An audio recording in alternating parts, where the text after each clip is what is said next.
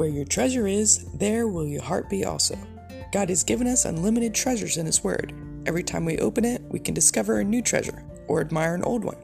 What will we find today? Let's dig in. Here's Carla Early with Treasure Hunt in the Word.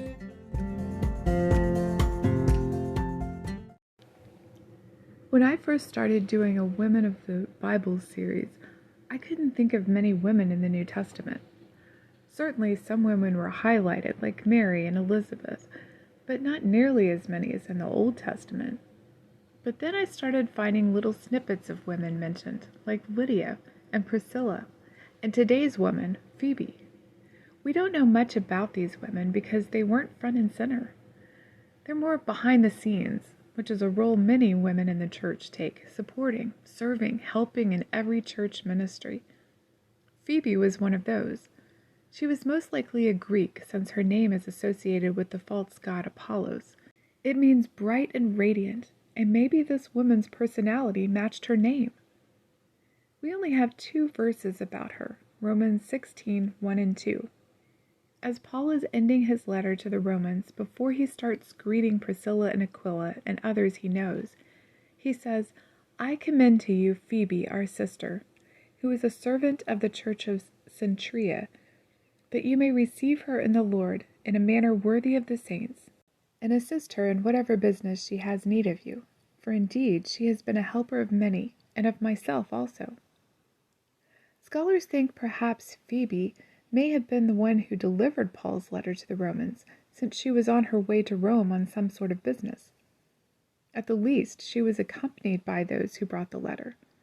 She was from Cenchrea, the port just outside of Corinth, where Paul was when he wrote the letter to the Romans during his 3rd missionary journey. Nowadays, when someone who is already a believer joins a new church, we say they moved their letter. I never thought about what that meant until we moved one time and joined a church in a different state. Of course, this new church didn't know us, so they had to send for our letter from the old church. But people back in Paul's day moved to a new town with their letter of introduction, whether it was to their new church, new business associates, or mutual friends, to show that they were people of good character, and in the case of the church, that they were true believers.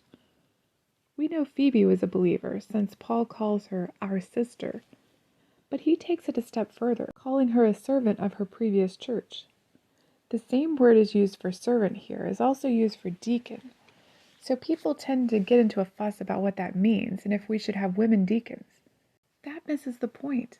Women don't have to have some sort of title to serve in their church in a multitude of different ways. And just the fact that the Greek word for deacon can be just as easily translated servant should remind us that deacons aren't necessarily leaders, they're servants.